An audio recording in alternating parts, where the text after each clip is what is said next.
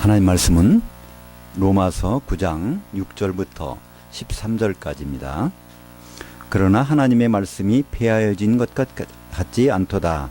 이스라엘에게서 난 그들이 다 이스라엘이 아니요 또한 아브라함의 씨가 다 그의 자녀가 아니라 오직 이삭으로부터 난 자야라 넷이라 불리라 하였으니 곧 육신의 자녀가 하나님의 자녀가 아니요 오직 약속의 자녀가 씨로 여기심을 받느니라.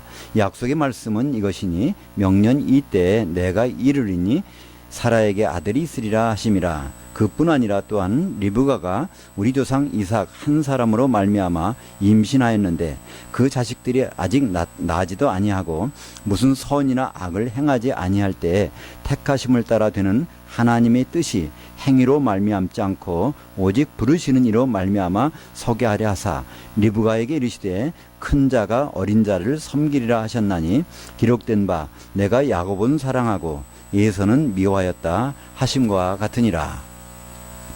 오늘 말씀을 가지고 혈통적 이스라엘과 영적 이스라엘이라는 제목으로 말씀을 나누겠습니다. 예전에는 집집마다 문패가 있었습니다. 그 문패를 보면 이 집 주인이 누구인지 혹은 이 집에 거주한 사람이 누구인지를 알 수가 있었죠. 계시록에도 이 문패가 나옵니다.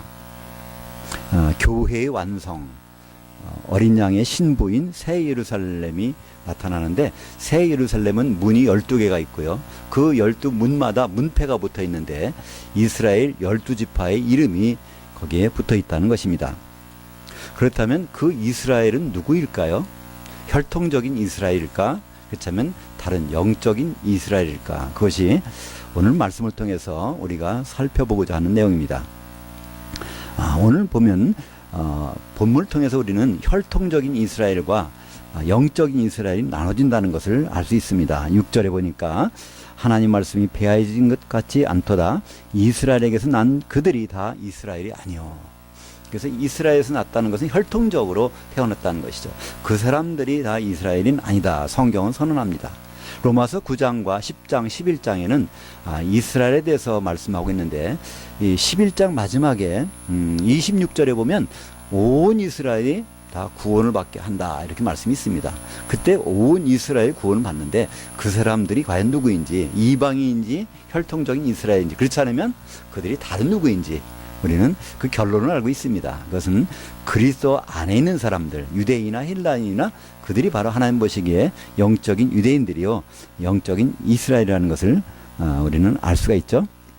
바로 하나님의 자녀는 육신의 자녀가 하나님의 자녀가 아니고 약속의 자녀 하나님이 약속한 그 말씀에 속한 자녀가 하나님의 자녀라고 말씀하고 있죠. 혈통적으로 보는 것이 아니라 오늘 나온 것처럼 큰 자가 어린 자를 섬기리라 하는 하나님의 뜻에 합당한 자 그것이 바로 하나님의 이스라엘이라고 말씀하고 있습니다. 그것은 야곱에게서 나왔다고 해서 야곱의 자손 이스라엘 자손이 아니라 야곱이 도대체 어떤 사람이냐. 오늘 야곱은 로마서에서 설명을 합니다. 큰 자가 작은 자를 섬기리라는 그 하나님의 뜻을 성취한 사람이 바로 야곱입니다. 그러니까 그 뜻을 이루실 분은 예수님이신데 예수님이 오시기 전에 모형으로 그걸 나타냈다는 것이죠. 그러니까 이 야곱 이 태어나기 전에 어머니 리브가 뱃속에 있을 때 하나님은 그 선언을 하십니다. 큰 자가 작은 자를 섬기리라. 야곱은 그거 알지도 못했어요. 그죠? 나중에 그걸 어머니 뱃속에서 나온 다음에 어머니를 통해서 그걸 알았을 것입니다. 근데 야곱의 일생은 이것을 이루는 데 초점이 맞춰진 것을 볼 수 있습니다. 원래 야곱이라는 것은 발목을 잡는 자, 형의 발목을 잡고 나가기 때문에 그런 뜻인데 이스라엘은 이름을 바꿔주신 것입니다. 그래서 이스라엘은 본명이 아니라 새로운 바꿔진 이름입니다. 그 이름이 바꿔진 내용을 보면 그건 창세기에 자세히 나와 있는데 그중에 창세기 33장 28절에 그 내용을 설명을 합니다. 한번 보실까요? 그가 이르되 내 이름을 다시는 야곱이라 부르지 아니할 것이요 내 이름을 이스라엘이라 부를 것이니 이는 내가 하나님과 견주었고 사람들과는 겨루어 이겼음이라. 우리말 번역은 이것이 좀 적절히 되지 않습니다. 우리말 번역은 바로 네가 하나님과 사람들과 겨루어 이겼음이니라 이렇게 번역을 해놨는데요. 원래 그 성경 원전의 문장을 보면은 하나님과는 필적할 정도로 돼 있고 그다음에 사람들과는 그 능가할 정도로 돼 있다. 그러니까 이 야곱이 별로 볼 일 없던 사람이었는데 지금 수준이 쭉 올라가서 아주 극도로 큰 자가 됐다는 것을 설명하고 있는 것입니다. 그러니까 야곱이 이제 외산촌 집으로 가서 20년 후에 이제 형을 만나러 올 때 야곱의 변화된 모습을 여기서 말씀하고 있는 것이죠. 야곱은 에서의 쌍둥이 동생으로 태어납니다. 그때 바로 어머니한테 그 얘기를 들었을 것입니다. 어머니가 언제, 리브가가 언제 그 얘기를 해주었는지는 모르겠지만은 야곱이 장자의 명분을 얻어서 외산촌 집으로 도망갈 때의 나이를 보면요, 어렸을 때가 아닙니다. 예, 계산해 보면 76세 때 거기 가는 겁니다. 그러니까 야곱은요, 그 어머니를 통해서 들은 큰 자가 작은 자를 섬기리라는 그 음성을 듣고 76년을 보낸 겁니다. 70여 년을 보낸 다음에 형이 그 일을 이루지 않는 거예요. 형은 어떻게 합니까? 오히려 이게 바깥에 나가서 사냥을 하고, 그러니까 더 아주 그 야성적인 사람이 됐다고 성경은 기록하고 있습니다. 근데 야곱은 온순한 자가 되었더라. 근데 그 사실은 온순하다는 뜻은 길들어졌다. 하나님의 말씀이 길들어서 집에 있는 사람입니다. 그래서 어머니하고 리브가하고 가까운 사이가 된 것을 볼 수가 있죠. 하나님의 뜻을 행하기 위해서는 야곱은 결단을 합니다. 그러니까 형이 큰 자로서 나를 섬겨주지 않으면 그러면 내가 그걸 해야 될 텐데, 그러면 첫 번째 해야 될 일이 뭘까요? 장자의 명분을 얻는 것입니다. 우리는 야곱이 야비하게 형의 재산을 뺏었다고 하지만요, 그렇지 않습니다. 장자가 되면 재산의 2배를 받습니다. 다른 형제들보다. 그러니까 재산이라는 것은 그때 당시엔 땅이거든요. 그러니까 야곱이 땅을 2배를 받아가지고 부자가 되려고 했다는 생각은 우리는 버려야 됩니다. 왜냐하면 그런 일이 벌어지면 가만히 있을 자기 형이 아니거든요. 그 뒤에 나타난 것처럼 도망을 가야 됩니다. 도망가는 상황에서 땅을 2배 받는다는 무슨 의미가 있을까요? 오늘 야곱이 왜 그랬을까를 우리는 생각해 볼 수 있습니다. 오늘 우리가 읽은 로마서 9장 13절의 말씀을 보니까 기록된 바 내가 야곱은 사랑하고 에서는 미워하였다. 이건 뱃속에서 그랬다는 얘기가 아닙니다. 나중에 나온 다음에 결국은 이 말씀이 호세아서에서 이제 기록이 되고 있죠. 나중에 야곱이 76세가 돼서 결국은 자기 집에서 도망가면서 96세가 돼서 돌아와서 결국 행한 일 모든 것을 볼 때 하나님은 야곱을 사랑하지 않을 수가 없다는 것입니다. 에서는 하나님의 뜻을 무시했기 때문에 그래서 하나님은 에서를 미워했다는 것이죠. 결국은 야곱은 형 에서를 피해서 이제 외산촌 집으로 도망을 갑니다. 그 하란 땅으로. 그것은 상당히 거리가 먼 것이죠. 한 800km 될까요? 그것으로 이제 도망을 가게 되는데 이제 20년이 흘러서 다시 돌아옵니다. 웬만하면요, 그거 오지 않을 것 같아요. 저 같아도 외삼촌 집에서 거기서 성공을 했습니다. 재산도 많았고 부인도 넣었고 자녀들도 제 11명이 이렇게 얻었죠. 거기서. 그러면 그냥 있지 뭐더러 거기서 형한테 옵니까? 오면 다른 데로 가죠. 그 재산 가지고 다른 데가 살면요 떵떵거리고 살 수 있습니다. 근데 에서를 찾아오는 것을 볼 수 있습니다. 에서를 찾아온다는 것은요 죽음을 각오해야 되는 거예요. 왜냐하면 형 에서가 자기를 죽인다는 것은 알고 있거든요. 그래서 야곱이 하는 행동을 보면 먼저 재산을 보내고 여러 순서가 나오지 않습니까? 분명히 내가 목숨이 위태롭다는 걸 알기 때문에. 그렇지만 그 배경에는 하나님의 뜻이 큰 자가 되어서 이미 자기 형은 법적으로는 작은 자가 됐습니다. 그죠? 장자의 명분을 팔아버렸기 때문에. 그래서 작은 자를 섬기는 그 일을 하기 위해서 이제 마지막에 노정을 지금 하고 있는 것이죠. 그때 앞에 있는 길이 강이 야복강이었습니다. 그 강에서 남아서 이 길을 넘어가면 형을 만나게 되는 겁니다. 그때 하나님은 천사를 통해서 야곱을 만나십니다. 그때 씨름을 하게 되죠. 그 씨름했는데 결국은 이 야곱이 놓지 않습니다. 그래서 결국은 천사가 야곱의 그 넓적다리를 치게 되죠. 그래서 그때부터 절름발이가 됩니다. 그때도 안 놓으니까 거기서 뭘 해주길 바라느냐, 그죠? 그래서 나를 축복하지 않으시면 나는 이거 놓지 않겠습니다. 그때 이름을 바꿔주십니다. 너를 이스라엘이라 하리라. 이스라엘이라는 단어는요, 그게 이제 두 단어가 합해진 것입니다. 히브리 말로 사라라는 단어가 있는데 그것은 누구와 견주다, 누구하고 필적하다는 뜻입니다. 이거 동등하게 될 자격이 있다는 것이 이제 사라라는 단어인데요. 그래서 이 사라에서 그거를 미완료형으로 바꾸면 이스라라는 단어가 됩니다. 그러니까 미완료라는 것은요, 미래에 일어날 일 또는 가능성을 나타냅니다. 너는 하나님과 필적할 수 있어. 그래서 뒤에다가 하나님이라는 엘을 붙여서 이스라 엘, 하나님과 필적할 정도로 지금 수준이 올라갔다는 거예요.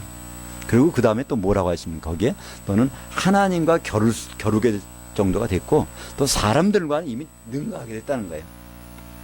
근데 우리말 번역은 하나님과 사람과 겨루어서 이겨서 그 이긴 이름이 이스라엘이라고 그러는데요. 성경 원문은 그렇지 않습니다. 하나님과는 동등되게 되고 사람들은 이미 능가했다. 그런 얘기는 뭘까요? 이미 누가 보기에도 큰 자가 되었다는 것입니다. 하나님이 이제는 야곱을 큰 자로 인정해 주신 거예요.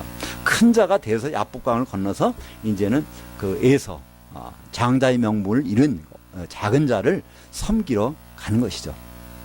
거기서 이스라엘이라는 이름이 나온 것입니다. 그러니까 이스라엘 이름은요, 그냥 나온 것이 아닙니다. 하나님의 뜻을 존중하기 위해서, 그죠? 그 노고에 몸을 이끌어서 76세에 출발해서 96세에 올 때 하나님은 그 야곱에게 이름을 이제는 그래, 너는 이제 큰 자야. 세상 사람은 너를 초갈 사람이 없어. 너 거의 하나님 수준에 있는 자야. 그래서 이스라엘이라고 바꿔줘서 이제 야복강을 건넙니다. 그때 어떤 일이 벌어졌죠? 야곱은 거기 가서 건너니까 에서가 나옵니다. 야곱이 오는 걸 보니까 이 다리를 절고 있는데 와서 만납니다. 해보를 하죠. 그때 야곱이 에서를 어떻게 섬깁니까? 아도나이 합니다. 아도나이라는 것은 주님이라는 말이에요. 오늘 그 중에 한 절을 보겠습니다. 창세기 33장 8절에 보면 에서가 또 이르되 내가 만난 바 이 모든 때는 무슨 까닭이냐? 야곱이 이르되 내 주께 은혜를 입으려 함이니이다. 그래서 지금 에서를 만나자마자 주님, 우리 말하면 헬라어로 하면 큐리오스란 뜻입니다. 아도나이. 이 구약 성경을 에서는 여호와라는 이름이 나오는데요. 히브리 사람들은 여호와라는 이름을 부르지 못합니다. 그래서 그걸 대신 그들은 아도나이 이렇게 부릅니다. 그래서 실제 법적으로는요, 에서는 장자권을 팔아먹은 사람입니다. 그죠? 이건 합법적으로 팔아먹은 사람이에요. 근데 야곱은 이제 막내가 아닙니다. 어린아이가 아니라 하나님이 인정을 해줬어요. 이스라엘, 하나님과 필적하고 모든 사람을 능가하고. 그래서 그 단어는 창세기 32장 28절에는 두 개의 동사가 나옵니다. 하나님과는 필적하고 그리고 사람들과는 능가하는. 그러니까 필적한다는 단어는 사라, 능가한다는 단어는 야콜. 근데 우리말 번역이나 영어 성경에서도 그 번역은 좀 모호하게 번역이 됐는데요. 두 개의 문장은 다릅니다. 동사가 다르니까, 그죠? 하나의 동사는 싸라, 필적한다. 하나의 동사는 야콜, 이건 능가한다. 사람들은 능가하고 하나님과는 필적할 수준의 바로 이스라엘이 된 야곱. 이 야곱은 이제 큰 자가 되어서 작은 자를 섬기는 하나님의 뜻을 선포합니다. 모든 구약 성경은 바로 예수님에 대해서 미리 증언하는 것입니다. 요한복음 5장 39절에 보면 예수님이 말씀하시죠. 너희가 성경에서 영생을 얻는 줄 알고 성경을 연구하고 있거니와. 그건 무슨 뜻일까요?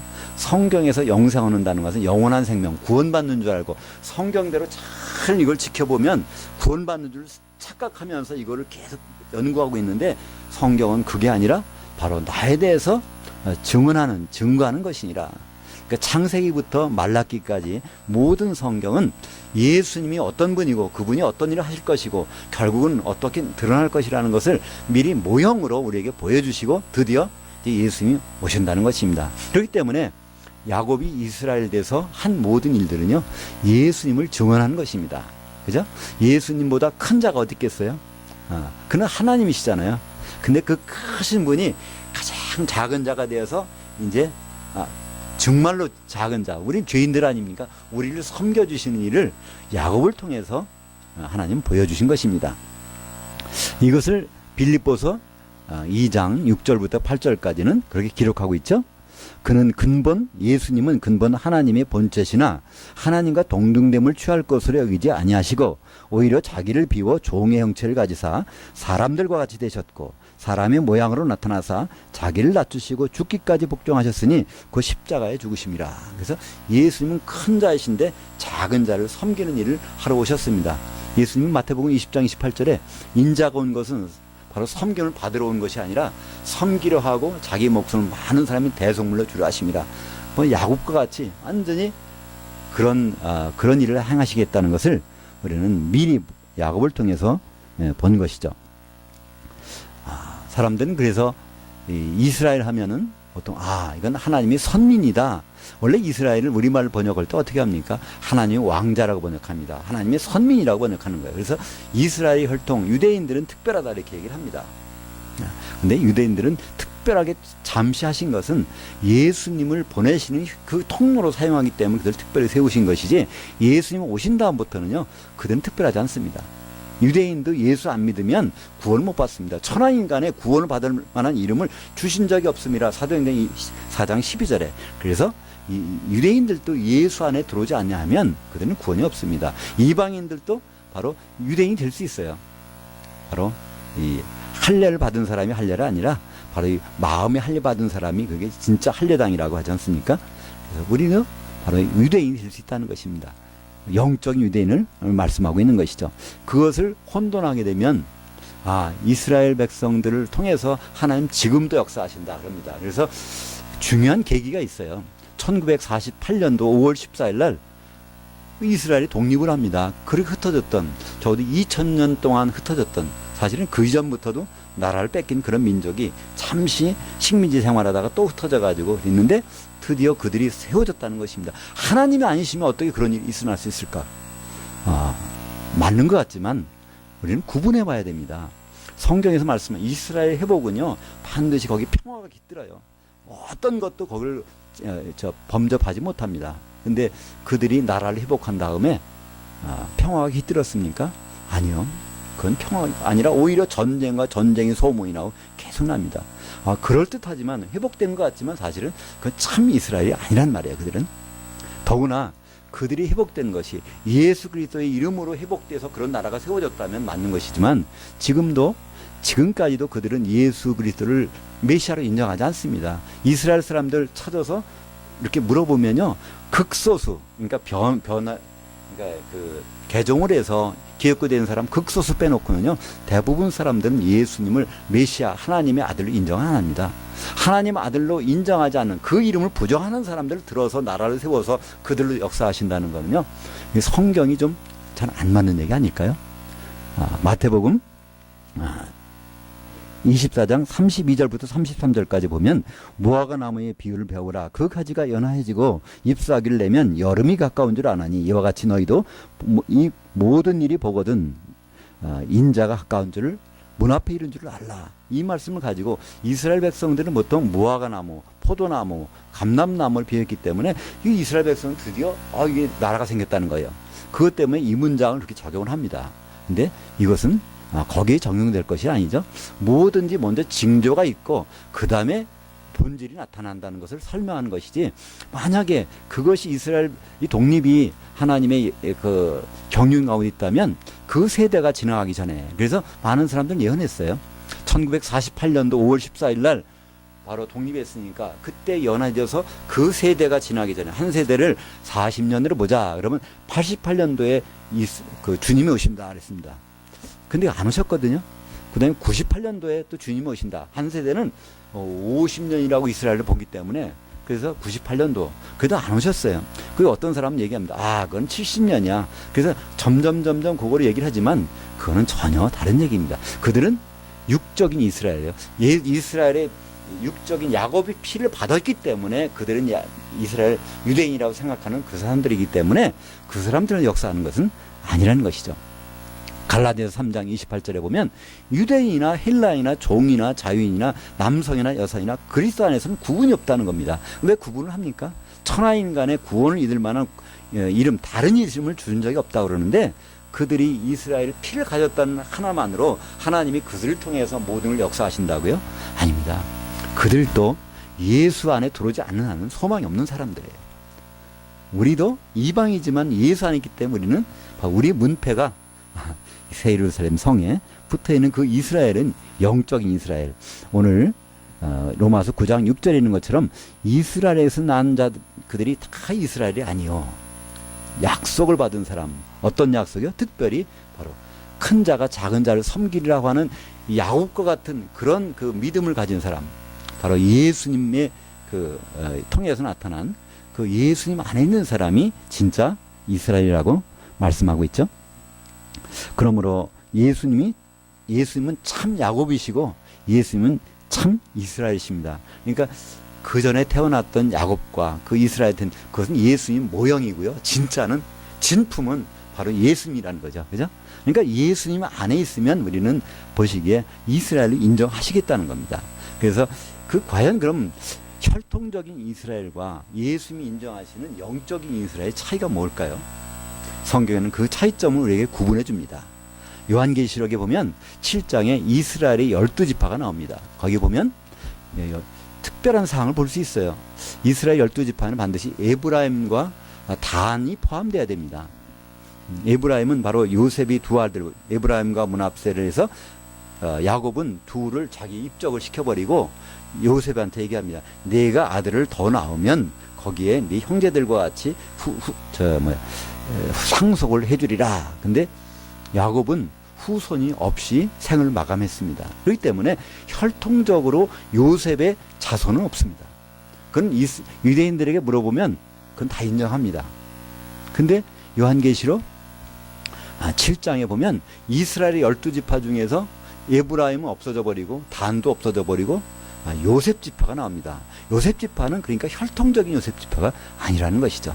요셉의 그런 믿음을 가진 사람, 그죠? 요셉에 대해서 다윗 그 아버지인 야곱이 죽기 전에 축복해 준 장면이 있어요, 그죠? 그 축복을 받는 그런 사람들이 누굴까요? 그것이 바로 이 성도 가운데 요셉 지파가 있다는 거예요. 그러니까 요셉 지파 중에서 입맞은 사람만 세어보니까 12,000명이라고 하는 것은요, 요셉 지파가 적어도 12,000명, 아니 그보다 훨씬 많다는 거예요. 그건 바로 유대인 중에서는 그런 사람들을 발견할 수가 없는데 이스라엘의 12지파 중에서 요셉 지파로서 그런 사람이 있다는 얘기는요, 그거는 바로 영적인 이스라엘이 있다는 것을 분명히 말씀하고 있습니다. 그렇기 때문에 이 사람들은 누굴까요? 갈라디아서 6장 15절 16절에 보면 영적인 이스라엘, 하나님의 이스라엘을 설명하고 있습니다. 할례나 무할례가 아무것도 아니로되 오직 새로운 창조물만이 중요하니라. 무릇 이 규례를 행하는 자 곧 하나님의 이스라엘에게 평강과 긍휼이 있으리라. 여기 보면 하나님의 이스라엘을 설명하고 있어요. 누가 하나님의 이스라엘입니까? 이 규례를 행하는 자. 이 규례가 누군가요? 새로운 창조물, 거듭난 사람, 주님 안에서 거듭난 사람이 이 규례를 지키는 사람들이고, 이 규례를 지키는 사람이 바로 하나님의 이스라엘이라고 선언하고 있다는 겁니다. 그러니까 로마서하고 갈라디아서는요, 서로 형제 서신입니다. 그 로마서에 있는 내용과 갈라디아서에 있는 내용은 쌍벽을 이루고 있어요. 똑같은 내용을 설명할 때 바로 로마서에서는 우리가 나는 것처럼 바로 그들이 다 이스라엘, 육신으로 난 것이 이스라엘이 아니요 설명을 하고, 갈라디아서에서는 뭐라고 합니까? 바로 이 규례를 행하는 자들이 하나님의 이스라엘이다. 바로 하나님의 이스라엘을 통해서 우리를 구원하시는데, 그 이스라엘이 지금 교회를 통한 성도들이라는 것이죠. 그래서 예루살렘의 성벽에 있는 12개의 문에는 이스라엘 12지파의 이름이 있는데, 그 중에 보면 요셉 지파의 문이 있어요. 그 문은 바로 유대인으로서는 도저히 들어갈 수가 없는 문이에요. 그죠? 모든 이 이스라엘은 바로 성도들이라는 걸 알 수 있습니다. 왜냐하면 하나님의 이스라엘, 약속의 자녀를 통해서 들어간 이스라엘이기 때문에 그렇습니다. 베드로가 사실 사도들 중에서 대단한 사람이지만, 베드로도 사탄이라는 말을 들은 적이 있어요. 3년 반 공생애를 끝나고 예수님이 질문했죠. 그때 베드로가 대답합니다. 주는 그 그리스도시요 살아계신 하나님의 아들이십니다. 그때 그 그리스도라는 뜻은 바로 제물 되실 그리스도, 죽음을 당하실 그리스도라는 것을 고백하는 것이죠. 왜냐하면 같은 그 절에 16장 21절에 예수님이 그 말씀을 들으시고 그럽니다. 그래, 이때로부터 바로 나는 예루살렘에 가서 죽고 3일 만에 부활하리라, 그렇게 얘기했어요. 베드로의 말을 듣고 그래 맞아 나는 그 그리스도야. 제물될 그리스도야. 그래서 말을 하니까 그 자리에서 바로 대꾸하는 것이 베드로가 뭐라고 합니까? 주여 이런 일이 있어서는 안 됩니다. 그러니까 주님이 죽다니요. 그런 일이 있어서 안 됩니다. 그때 하신 말씀이 사탄아 물러가라. 너는 나를 넘어지게 하는 자로다. 너는 왜 사람 일을 생각하느냐? 하나님을 생각하지 않냐고. 그러니까 사람의 일은 그건 사탄적인 일입니다. 하나님 일은요. 그건 다르다는 거예요. 우리는 지금 내가 사탄 편은 아니야. 그러지만요. 나도 모르게 사탄 편이 될 수가 있어요. 이 세상에 임금이 있는데 왕이 있는데 그거는 누굽니까? 사탄이 이 세상의 왕이거든요. 우리는 두 나라 사이에 있는 거예요. 하나님이 왕일 때는 우리는 천국 안에 있는 거고요. 이 세상 임금을 모시고 있는 순간에는 또 천국에 잠깐 외출한 거예요. 잠깐 나가 있는 겁니다. 우리는 그런 나라에 살고 있는데 사탄은 순간적으로 베드로를 장악해서 그 생각을 없애게 하는 거예요. 그때 사탄아 물러가라. 그러니까 사탄이라는 것은 하나님의 뜻을 대적하는 거예요. 사탄입니다. 우리가 생각하는 사탄, 이거는 뭐 뿌리 달리고 뭐하고 뭐 죽이고 그런 험악한 일을 하는 사탄이 아니라 하나님의 생각을 변질시키는 거, 바꾸는 거, 이것이 사탄이라는 단어의 동사고요. 그것이 또 명사가 된 것입니다. 그 대적하다, 변질시키다. 그러니까 우리는 이스라엘 유대인들을 대단하게 생각합니다. 그죠? 그들은 머리도 좋고 노벨상도 받고 세계의 경제를 장악하고 있고 군사도 장악하고 있고 그러니까 세계를 지배하는 그런 거. 그런 모든 것들은 사실이죠. 그러나 그들은 과연 성경에서 뭐라고 말할까요? 그들이 예수 그리스도를 부인하는 한, 예수 그리스도를 대적하는 한 하나님 그들을 보실 때 그들은 사탄의 회당이라고 합니다. 그 단어는요, 제가 말하는 것이 아니라 성경이 기록된 단어입니다. 요한계시록 2장 9절에 보면 내가 네 환난과 궁핍을 알거니와 실상은 내가 부유한 자니라. 자칭 유대인들이 하는 자들의 비방도 알거니와 실상은 유대인들이 아니요 사탄의 회당이라. 자칭 유대인들, 나 유대인의 피를 갖고 있어요. 그런 사람들은 사탄의 회당이라는 거예요. 그들이 나쁜 짓 해서 그렇다는 얘기가 아닙니다. 세상적으로는요 나쁜 짓 한 거 없어요. 그러나 하나님의 경륜을 반대한다면, 예수를 부인한다면 그들은 사탄의 회당이랑 똑같은 거예요. 그러니까 베드로가 한순간에 하나님의 사랑스러운 주님의 제자였다가 한순간에 사탄이 된 것처럼 우리는 생각 하나에도 그런 것이 바뀔 수가 있다는 것입니다. 하나님 뜻은 바로 이스라엘의 자손이 영적인 자손이 우리가 되는 것입니다. 이스라엘은 다시 한번 처음으로 되돌아가면 본명이 아니었습니다. 바꿔주신 이름이에요. 이스라엘. 하나님과 필적할 수준까지 높아진 자. 하나님을 이렇게 높여주신 자. 그러니까 높여준 자만이 바로 낮은 자를 섬길 때 그것이 하나님 뜻이기 때문에. 그죠? 이 세상에서 많은 사람들은 좋은 일을 합니다. 그래서 자선도 베풀고 또 봉사도 하고 좋은 일을 해요. 그러나 그 일들은 별 효력이 없어요. 왜 그럴까요? 우리 수준에 있는 사람이기 때문에. 예수님이 우리가 고마운 것은요, 하나님이신 분이 그 자리를 내려놓고 낮은 자가 되셔서 십자가를 지셔서 모든 일을 하셨기 때문에 그 효력이 있는 것이죠. 형무소 안에 있는 사람들이요, 그 중에서 어떤 좋은 마음 좋은 사람이 있어가지고 모든 사람들이 일을 도와줄 수 있지만 형무소 안에 있는 사람은 바깥으로 끄집어낼 수가 없어요. 그죠? 마찬가지로 지구상에서 아무리 선한 사람도 이 지구상에 있는 사람을 구원해 줄 수는 없는데, 바로 예수님이 지구 바깥에서, 우주 바깥에서 그분이 낮은 자가 되셔서 오셔서 이 모든 걸 하셨습니다. 성경은 바로 큰 자가 작은 자를 섬기리라는 그 원칙 하에서 이루어지고 있는데, 그 주인공은 바로 예수님이시고, 예수님 오시기 전에 야곱을 통해서 우리에게 그 모습을 보여주셨고, 그 야곱을 통한 그 믿음을 갖고 있는 사람들을 성경에서는 영적인 이스라엘이라고 부르고 있습니다. 사랑하는 여러분, 혈통적 이스라엘은 하나님의 경륜을 대적하고 있습니다. 지금도 그렇습니다. 유대인이라고 해서 만날 기회가 있으시면 모르겠지만 대부분은 예수님 메시아라고 인정하는 사람은 극소수입니다. 그 인정한 사람은 이미 그리스도 안으로 들어온 사람이죠. 그래서 혈통적인 이스라엘은 하나님의 경륜을 대적합니다. 유대인이나 헬라인이나 구분 없이 바로 그리스도 안에서는 하나가 됩니다. 그것은 성경에서는 바로 성도라고 그러죠. 이 성도란 말은요, 거룩하게 되었다, 구별됐다는 뜻입니다. 세상에서 특별히 구별된 사람, 거기 유대인도 있을 수 있고 이방인도 있을 수가 있습니다.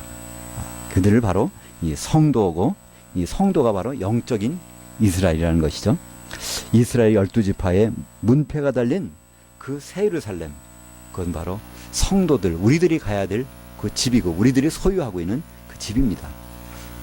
기도하겠습니다.